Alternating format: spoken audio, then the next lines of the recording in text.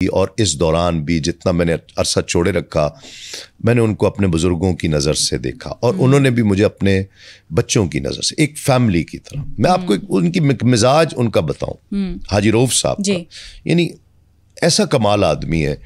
ہم انڈیا گئے تو حیدرآباد دکن میں بہت بڑے پروگرامز تھے, ممبئی میں تھے, اجمیر شریف میں. ہم نے میرا خیال ہے کوئی 10-12 دن 14 دن اکٹھے گزارے.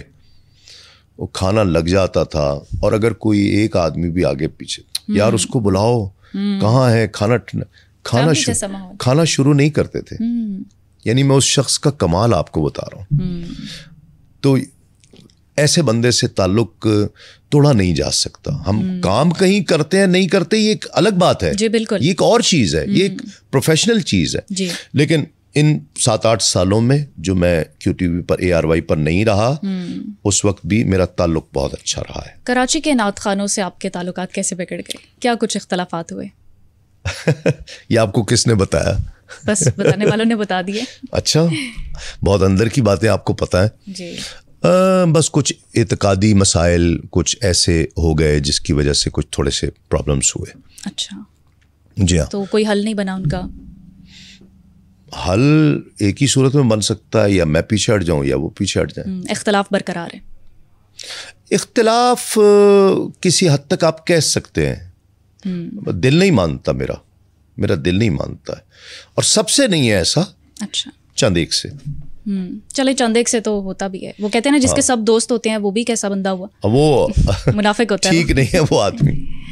اچھا, آپ کا فیوریٹ نعت خوان جس کو آپ بہت سنتے ہیں؟ خالد حسنین. خالد بہت. کون سا کلام ان کا آپ کو پسند ہے؟ ساری.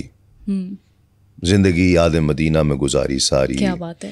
اپنی رحمت کے سمندر میں اتر جانے دے, ہر سانس سے آتی ہے صدا ہائے مدینہ. بہت بڑا آدمی تھا, بہت بڑا پڑھنے والا, بہت. میں ان کو مس کرتا ہوں. پھر یوسف میمن بہت بڑا آدمی تھا. آج کے دور میں کوئی آپ کو خالد بھائی جیسا کوئی نظر آتا ہے نعت خواں؟ خالد بھائی جیسا تو نہیں کہہ سکتے, لیکن سب بہت اچھے اپنے اپنی جگہ پر پڑھ رہے ہیں. میں کوئی نام لیے بغیر بس یہ ایک گزارش ہے, کلام کی طرف بھی توجہ دیں. بالکل دینی چاہیے, معیار ہے ہمارا ایک معیار کی طرف. میں نے اپنے انداز کو بہت تبدیل کیا ہے. شروع میں اسی طرح پڑھتا تھا سولو, اس کے بعد میں نے ایک نعت خواں کے ساتھ ایک ترنم اور تحت اللفظ کا ربط پیدا کیا, وہ میری پہچان بنا. پھر وہ اب سب کر رہے ہیں وہی کام.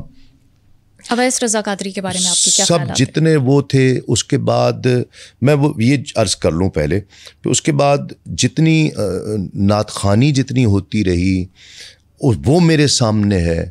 میرا اپنا پڑھنا, ہم نے اپنا انداز بدل جانے کے باوجود میں نے اس معیار کو نہیں چھوڑا, علمی معیار کو نہیں چھوڑا. جی بالکل, چھوڑنا بھی نہیں چاہیے. جی میں نے آپ سے پوچھا تھا. اویس قادری نعت خواں ہے جی, ٹھیک ہے, اچھے نعت خواں ہیں. میرا ان سے بہت دوستی تعلق تھا. پھر اس کے بعد کچھ اختلافات. انہوں نے نعت خوانی کو کمرشلائز نہیں کیا؟ سب کے سامنے ہے, یقیناً کیا. عبدالرؤف روفی صاحب, اویس قادری صاحب. نہیں, آپ ایسا سچ یہ نہیں کہہ سکتے کہ کمرشلائز کرنے میں. کمرشلائز کا آپ کا مطلب کیا ہے؟ کمرشلائز سے آپ کی مراد کیا ہے؟ مراد یہ ہے کہ مٹیریلسٹک ہو جاتے ہیں معاملات, نہیں بزنس ایک ہو جاتا ہے, کاروبار والا کام شروع ہو جاتا ہے. نہیں, یہ نہیں, میں اور آپ یہ بات کہہ نہیں سکتے. اچھا. آپ کسی کے دل میں جھانک کر نہیں دیکھ سکتے کہ بھئی وہ کس لیے کر رہا ہے. اگر آپ کہہ رہے ہیں جی پیسے لیتے ہیں اور پیسے ڈیمانڈ کرتے ہیں, تو یہ تو کون ہے جو نہیں کرتا ہے؟ سارے ہی کرتے ہیں, سارے کر رہے ہیں نا. لیکن اگر مطلب عام لوگ افورڈ نہ کر سکے ان کی محفلیں, تو نہ بلائے, یہ کمرشلائز نہیں ہوگا. نہ بلائے انہیں, جو نہیں افورڈ کر سکتا انہیں نہ بلایا, اور کیا. تو ایسے میں پھر ان کے بارے میں یہ اوپینین تو بنتا ہے نا کہ کمرشلائز کر رہے ہیں. بالکل بنتا ہے. جی, تو یہی بات کر رہے ہیں. بننا بھی چاہیے, بالکل بنتا ہے.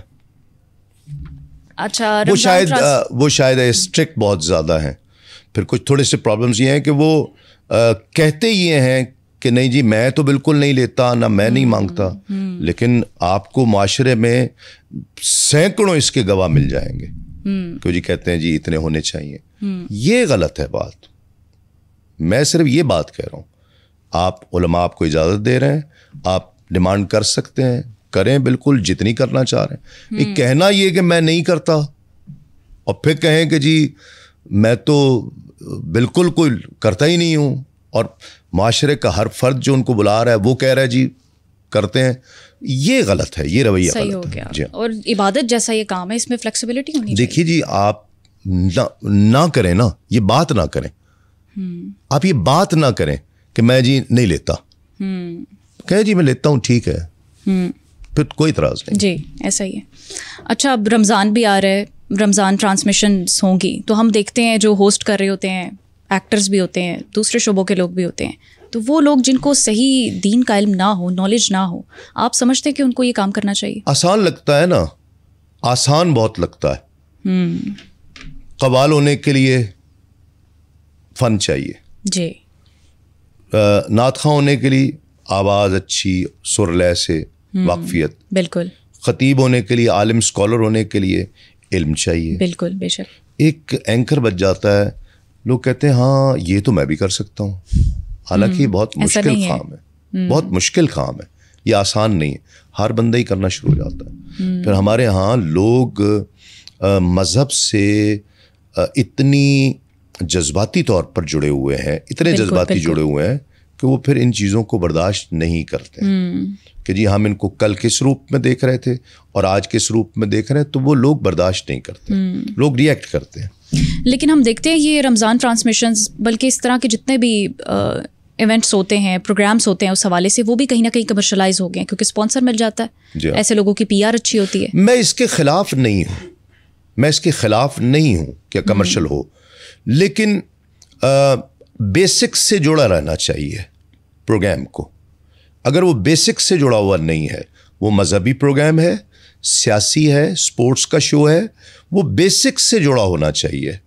میں چاہتا ہوں کہ مذہبی پروگرام آپ کی بیسک سے جڑا رہے. بالکل بالکل. اگر وہ بیسکس ختم ہو گئی اور اس میں تماشا زیادہ ہو جائے گا تو وہ نہیں چلے گا.